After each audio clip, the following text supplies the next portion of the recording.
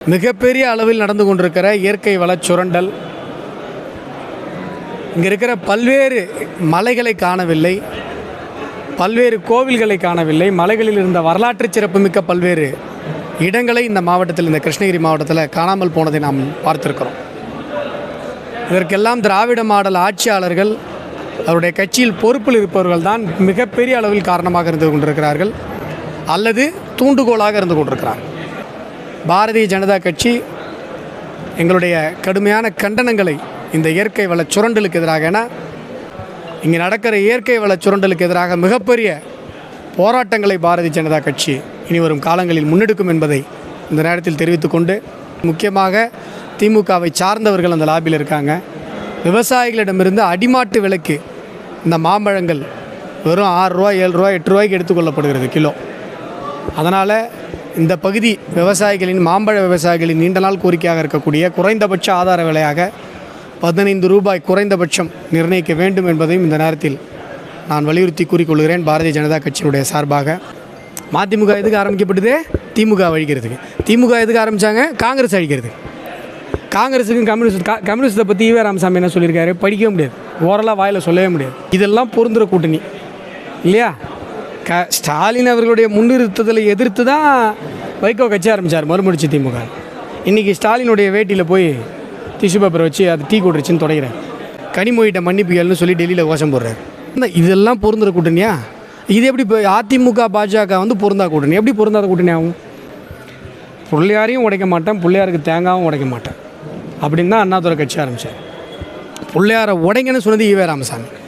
இன்றைக்கு திமுக பேசுவது ஈவேரா திராவிடம், அதிமுக பேசுவது அண்ணா திராவிடம். அண்ணா திராவிடத்திற்கும் எங்களுக்கு எந்த பிரச்சனையுமே இல்லையே. நீங்கள் சொல்கிறீங்க சித்தாந்த ரீதியாகவே அதிமுகவும் பாஜகவும் சித்தாந்த ரீதியாகவே இணைவதற்கு, பொருந்துவதற்கு தகுதியான கட்சிகள். பொருந்தா கூட்டணினா திமுக கூட்டணி தான் நீங்கள் சொல்லணும். இந்த வாரம் சென்னை உயர்நீதிமன்றம் வழக்கு பதிய வேண்டும் என்று சூமோட்டோவாக சொல்லியிருக்கிறாங்க. இன்னும் வழக்கு பதியப்படவில்லை. வழக்கு பதியப்படவில்லை என்று சொன்னால் கண்டெம்ட் ஆஃப் கோர்ட் வரும்னு சொல்லி சென்னை உயர்நீதிமன்றம் தெளிவுபடுத்தியிருக்கிறது. அவர் பேசின பேச்சு ஆபாசத்தின் உச்சம். இந்த ஆபாசத்தை பேசி தான் திராவிட முன்னேற்றக் கழகம் வளர்ந்திருக்கிறது. இன்றைக்கு சென்னை உயர்நீதிமன்றம் கூறியிருக்கிறது அவர் மேலே வழக்கு பதியப்படணும்னு சொல்லி. இதற்கு மேலும் அவர் அமைச்சராக தொடர்ந்தார் என்று சொன்னால், இவ்வளவு ஆபாசமாக வளர்ந்த ஒரு கட்சிக்கு, திமுகவிற்கே கட்சி பொறுப்பிற்கே லாக்கி இல்லைன்னு நீங்கள் நினைக்கிறீங்க. ஆபாசத்தில் வளர்ந்த உங்கள் கட்சிக்கே அவர் லாக்கி இல்லைன்னா அப்போ எங்களுக்கு மட்டும் அவர் ஏன் அமைச்சராக இருக்கணும்?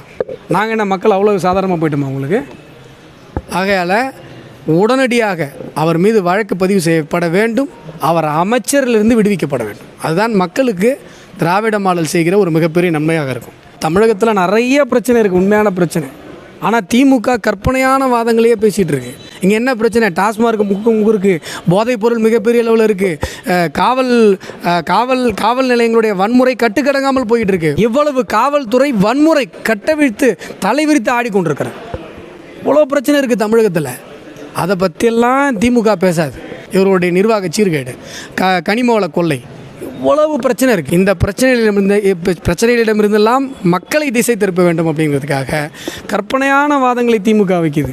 மும்மொழி கொள்கை அப்படின்னுச்சு, மக்கள் ஏற்றுக்கல. நாங்கள் 3 மொழி படிக்கிறதுல உங்களுக்கு என்ன பிரச்சனை? டீலிமிட்டேஷன் வேலைக்கு ஆகலை.